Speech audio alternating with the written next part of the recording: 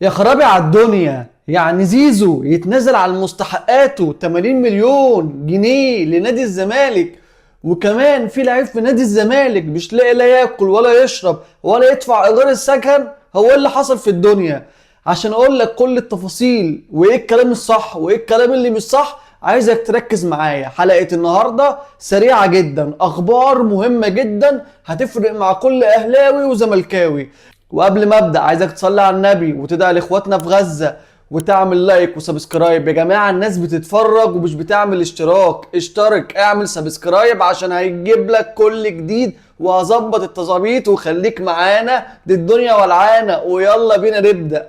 اول خبر معانا بيقول لك احمد السيد زيزو بيتنازل عن مستحقاته لنادي الزمالك. كام؟ 80 مليون جنيه او جزء منها. الكلام ده صح ولا غلط؟ اول خبر معانا الكلام دوت طلع محامي بتاع زيزو قال مفيش الكلام دوت، مفيش منه. يعني ايه مفيش منه؟ يعني الكلام ده ما حصلش، وزيزو مكمل في الدعوة بتاعته في القضية بتاعته وعايز مستحقاته كاملة.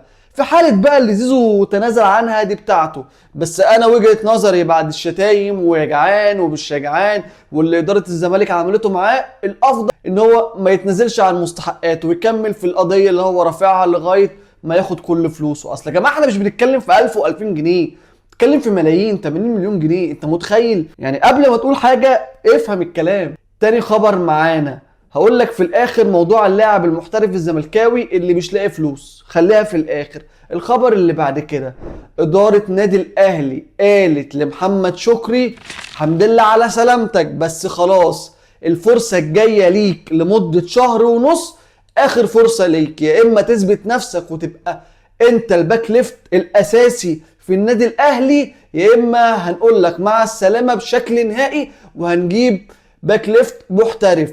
هتقول لي ايه ده؟ ليه؟ هقول لك عشان اولا محمد شكري لما جه ما بينش امكانياته، واول ما جه اتصاب ومش عارف يوصل للمستوى اللي النادي الاهلي مستنيه. على فكره لو تركز معايا في الكوره، النادي الاهلي كان بيعتمد على المركز ده في بناء 75% من هجماته.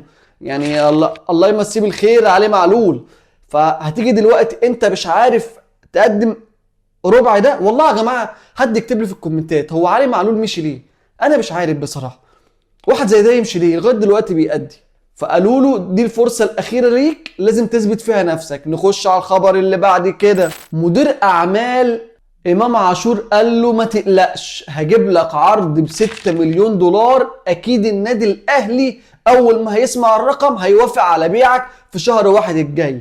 بنسبة كبيرة جدا امام عاشور ممكن ما يكملش، والاهلي مستني لو فعلا جه عرض برقم كويس هيبيعه، مش هيشغل دماغه كتير وهيتصرف فيه. لان اللاعب الفترة الاخيرة بعد ما خلف كلام ادارة الاهلي وتعاقد مع ادم وطني للنادي الاهلي قال مش هيتعامل معاه بشكل نهائي، وبعد التصريحات اللي قالها ادم وطني كده الوضع ما بقاش مستتب مع اللاعب.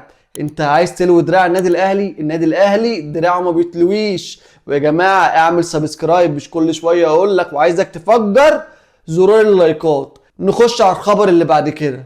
زي ما قلت لك قبل كده بنسبه كبيره جدا اسد الحملاوي هيبقى في الاهلي شهر واحد اللي جاي. كمان لو كل حاجه خلصت هيبقى في شهر واحد اللي جاي مهاجم النادي الاهلي الاساسي.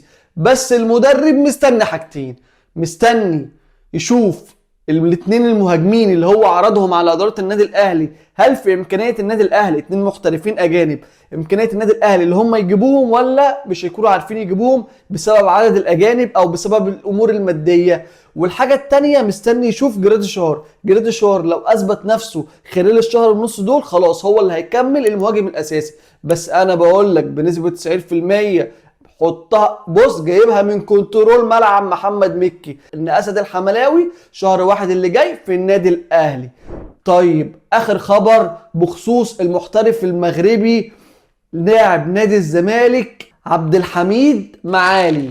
اللاعب المغربي نجم منتخب المغرب للشباب، هقول لك مش لاقي ياكل ولا يشرب، ده حتى معهوش فلوس يدفع فلوس السكن. انتوا متخيلين؟ الراجل ما بيقبضش من ساعه ما جه، ما بيقبضش، الدنيا ملطشه معاه بطريقه اوفر. المفروض ده محترف يجي يدلع نفسه، يفسح نفسه، يبعت لاهله، ده مش لاقي ياكل، الدنيا خربانه معاه ودخل في حاله اكتئاب، مع انه كان ايه، كان نجم منتخب الشباب في المغرب. ولما اقول لك منتخب الشباب في المغرب انت فاهم يعني ايه الكلمه ديت. دوت خلى حارس المرمى نادي الزمالك محمد صبحي ربنا يجازيه خير يسلفه فلوس، ومش بس كده، يستضيفه في البيت عنده فتره لغايه ما يحل ازمه السكن. الموضوع بقى مخيف جدا. انت متخيل الكلام ده؟ انت متخيل ان لا لاعب كره قدم محترف مش لاقي اكل ولا ادفع ايجار سكني ولا ابعت لاهلي ولا ادلع على نفسي ولا اجيب اكل وشرب يا عم والاساسيات؟ يعني انت لو شغال موظف في المغرب كان يبقى حالك احسن من كده.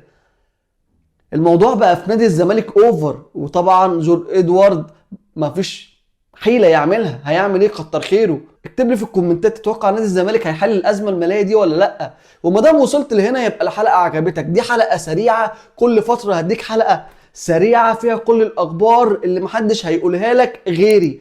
ولو عجبتك الحلقه تبقى لازم تعمل سبسكرايب وتفعل زر الاشعارات وتعمل لايك، وبس كده.